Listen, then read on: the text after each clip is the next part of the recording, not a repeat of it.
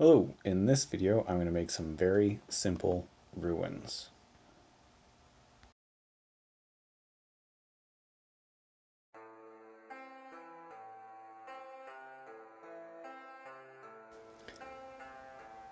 To start out, I'm using insulation foam.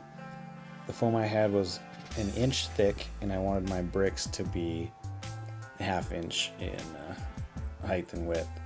So I took cut half inch strips and then cut those again into half inch widths to make half inch by half inch long sections of foam. And I'm using a nail file, which is the same thing I use to remove mold lines from models, and just rounding off the corners a little bit just by running it back and forth along each corner. And this will make the bricks look a little bit more weathered and rounded rather than being perfectly fresh cut blocks. You can see in some of these there's some holes and some other damage to the foam already. The foam that I got was from a salvage yard, so it was really cheap, and then all these holes are from maybe nails or something else that was used to hold it in place originally and whatever it had been used in, and all those imperfections just add to the weathered look of the stonework. It's so the cheaper the better as far as I'm concerned.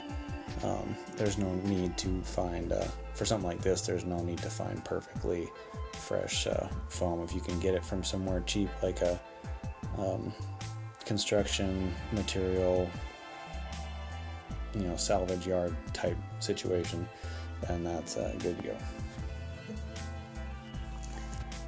Next, I laid all the half inch by half inch strips down next to each other, and I'm just rolling a ball of aluminum foil over all of them to add a little bit more texture to all of them, a little bit more weathering, a little bit more stone and texturing. So at this point I've cut the half inch by half inch long strips of foam into semi-uniform length. They're approximately probably 3/4 of an inch long. I just did this by eye, I didn't measure them at all.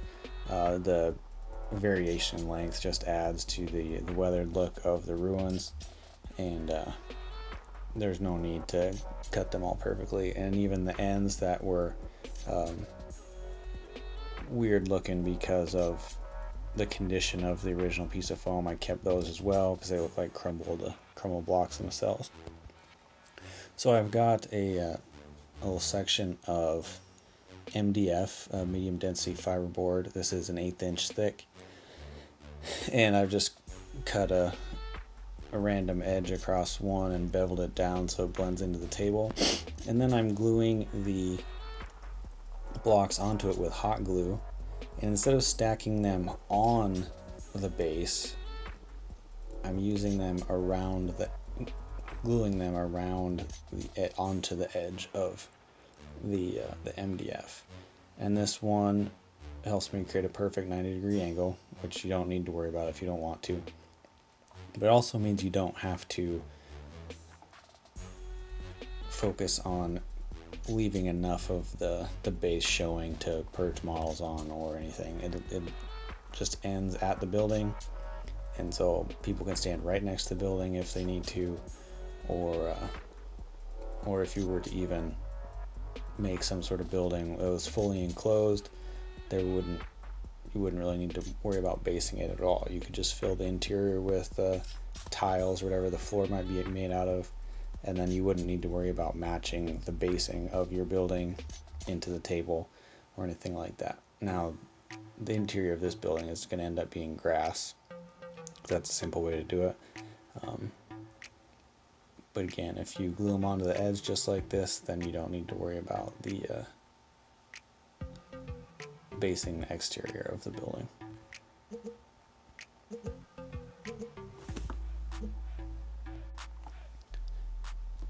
And once you get the first layer down, just start stacking them up like bricks, with the one on top of a seam and so on, so that there isn't a seam running all the way up. And I used a model to determine that 2 bricks high was a good position for a window, so I started making windows around the building, and just stacking the bricks with hot glue.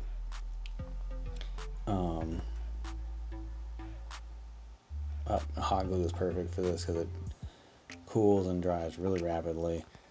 So you can just keep stacking and going and stacking and going, and by the time that you get one brick set, it's pretty much set up, and you can leave it alone and attach the next one to it.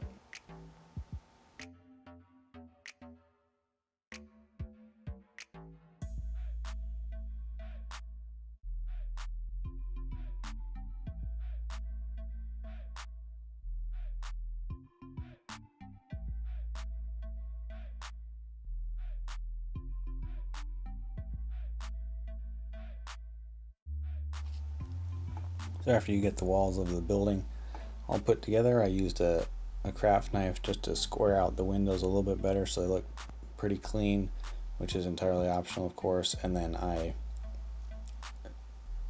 glue a few loose stones onto the base as if they'd fallen off the walls and landed, and that just adds a little bit more character to the interior section of the building there.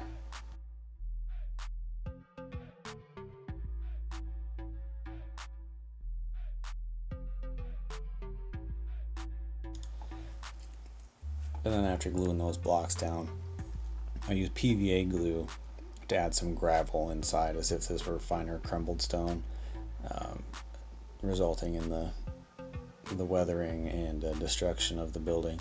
And I use PVA glue instead of hot glue because when it dries, it recedes a little bit. And so when you're using the finer materials like gravel, if you use hot glue, a lot of the time you can see the hot glue around the stones because once it cools off, it stays the same volume it had been, whereas PVA glue will pull back and dry much less obviously amongst the texture of the gravel.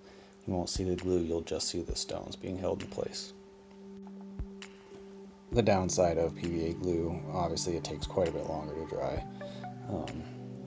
You probably have to leave it for at least 12 hours, just conservatively, to get it to dry so that the stones won't pop loose. After it does dry, I just base coated this all in black. I watered the black down a fair amount so that it would run into the cracks and grooves between the stones so that you wouldn't see any of the pink texture.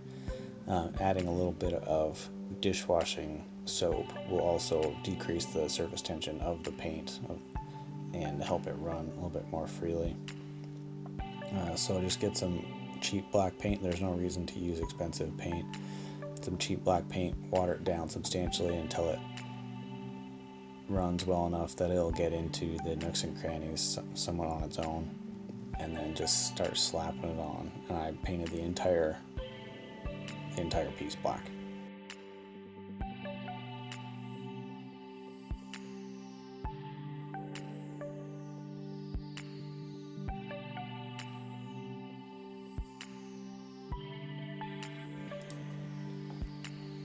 Once the black is dry, I just go ahead adding a very heavy dry brush of gray over the top.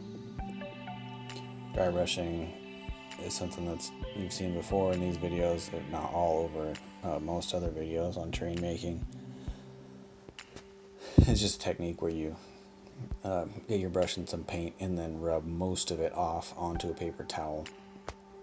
For a heavy quote-unquote dry brush, you're removing much less of the paint from the brush before applying it to the piece, so that the gray in this case does cover almost all of it, but it leaves the black in those recessed areas as if it were shadows. For the progressive shades of dry brushing, you wipe the brush on the paper towel much more to remove more and more of the paint, so less of it will come off on the piece, highlighting just the highest areas. And I go on to add lighter shades of gray and eventually a cream white to highlight the very highest edges and contours of the stone. And with the lighter shades going on as the dry brush, you can see the contours are really coming out. And it really looks like stone. Now the piece looked a little bit brighter than I wanted it to, so I go ahead and add a black wash onto it to tone down the brightness just a little bit. And this is just a black paint watered down substantially so that it's essentially just tinted water. And again, there's no reason to use expensive washes for this type of project, but you could better.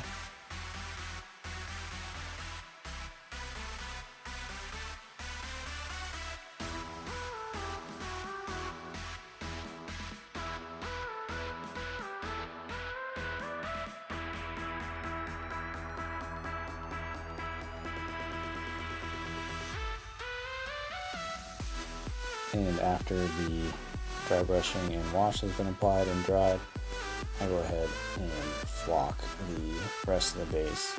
I start off with PVA glue and then add green flocking that I made from sawdust dyed with cheap paint.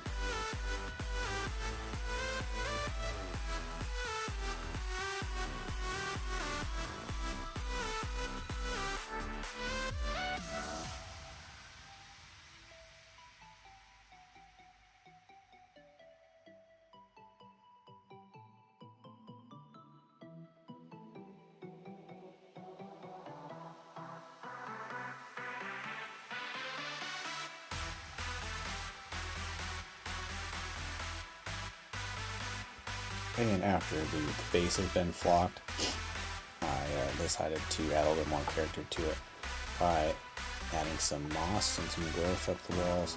And I did this by adding a little bit of PVA glue into where the moss might be growing, and then I flocked that with wooden seedlings, blended turf, because primarily because it's a different shade of green from the grass. I wanted it to be obviously different than the grass. And so I just go ahead and sprinkle the blended turf flocking onto the areas of PVA glue. And the PVA glue really soaks through this flocking, so as it soaked through, I added more and more of the flocking to make sure that it was a dense, solid covering.